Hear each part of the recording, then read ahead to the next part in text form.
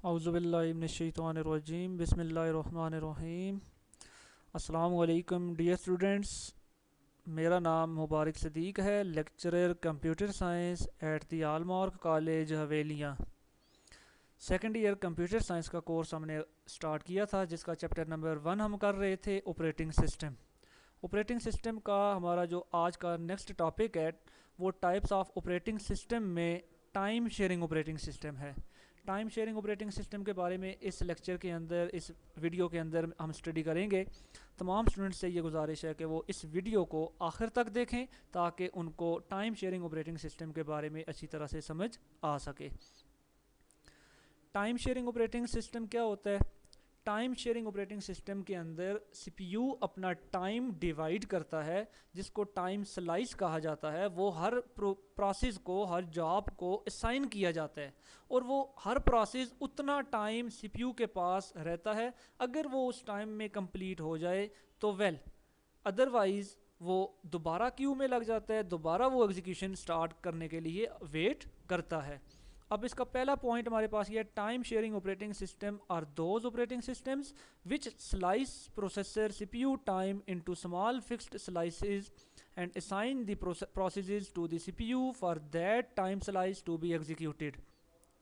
Time sharing operating system एक ऐसा operating system है जिसमें प्रोसेसर यानी सीपीयू का जो टाइम है, जिसको टाइम स्लाइस भी कहा जाता है, और ये स्मॉल फिक्स्ड स्लाइस होती है टाइम की। फॉर एग्जांपल, इसमें एक सीपीयू का टाइम है, फॉर एग्जांपल 100 सेकंड है, तो 5 प्रोसेसेस हैं, तो वो 20 सेकंड जो है फिक्स्ड टाइम स्लाइस जो है 20 सेकंड हर प्रोसेस को असाइन करेगा, और हर प्रोसेस ने 20 सेकंड सीपीयू के पास रहना है और उसके बाद उसको छोड़ देना है। अगर वो कंप्लीट हो जाता है तो वो रिलीज़ कर देगा सीपीयू को, अगर वो कंप्लीट नहीं होता तो दोबारा रेडी क्यू में आएगा, वहाँ पे वो इंतज़ार करेगा।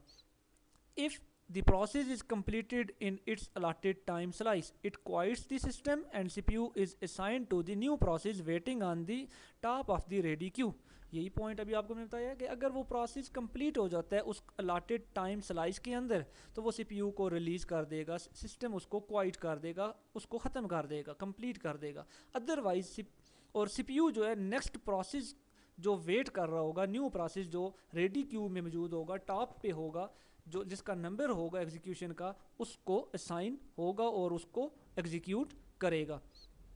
If the time slice expires and the process will still remain incomplete, it is added at the back of the ready queue for its next turn. अगर उस टाइम स्लाइस के अंदर जो है वो प्रोसेस कंप्लीट नहीं होता और टाइम जो है वो एक्सपायर हो जाता है, तो प्रोसेस ने दोबारा से रेडी क्यू में जाके नेक्स्ट टर्न के लिए, यानी दोबारा एग्जीक्यूट होने के लिए, उसने रेडी क्यू में जाना होगा और दोबारा वेट करना होगा वहाँ पे।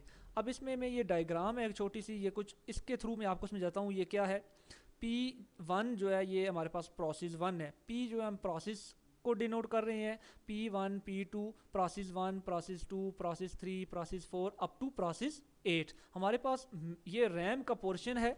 इस रैम के पोर्शन में प्रोसेस 1 यहाँ पे मौजूद है, प्रोसेस 2 यहाँ पे मौजूद है, प्रोसेस 3 यहाँ पे है, अप टू प्रोसेस 8 यहाँ पे मौजूद है।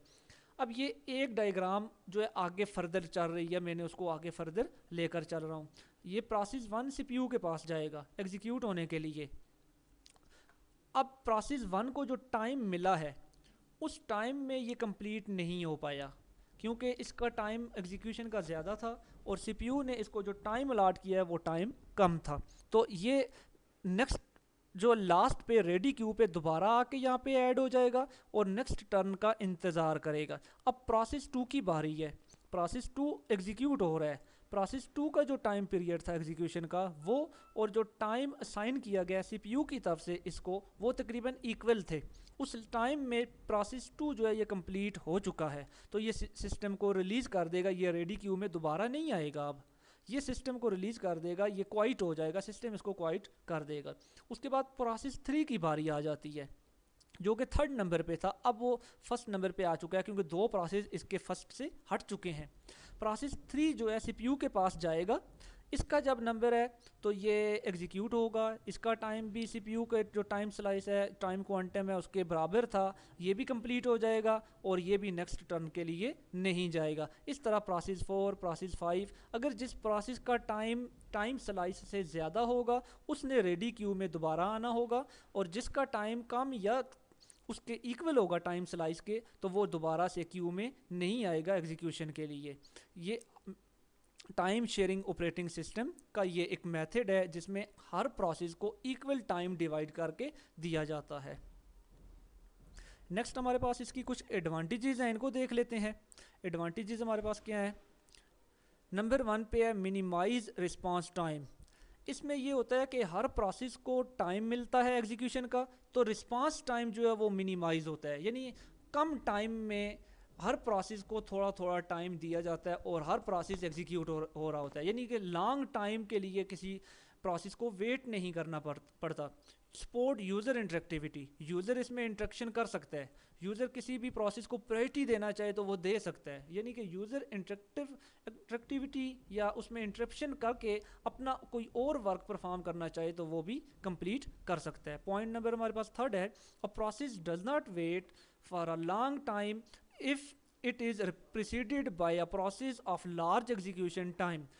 प्रोसेस जो है वो वेट लॉन्ग टाइम के लिए उसको वेट नहीं करना पड़ता अगर उसके फ्रंट पे या उस यानी कि preceded by a process of larger execution time, अगर कोई प्रोसेस उसके फ्रंट पे जिसका एग्जीक्यूशन टाइम लार्जर है, ज़्यादा है, तो वो एग्जीक्यूट हो रहा है, तो उससे पिछले प्रोसेस उसको वेट नहीं करना पड़ता, क्योंकि हर एक प्रोसेस को इक्वल चांस मिलता है, इक्वल एग्जीक्यूशन टाइम मिलता है, तो उस लम्हे वो एग्जीक्यूट बराबर बराबर हो रहे हैं। अगर एक प्रोसेस को 20 सेकंड मिले हैं तो दूसरे को भी 20 सेकंड मिलेंगे, 20 सेकंड बाद दूसरे का नंबर आ जाएगा, 20 सेकंड बाद थर्ड का नंबर आ जाएगा, इस तरह से हर प्रोसेस को टाइम मिलता रहेगा।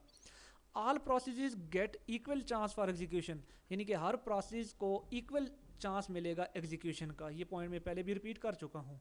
ये कुछ एडवांटेजेस हैं यहाँ पे हमारे पास टाइम शेयरिंग ऑपरेटिंग सिस्टम की। उम्मीद है कि आप सब लोगों को ये लेक्चर समझ आ गया होगा। नेक्स्ट वीडियो लेक्चर तक अल्लाह हाफिज़।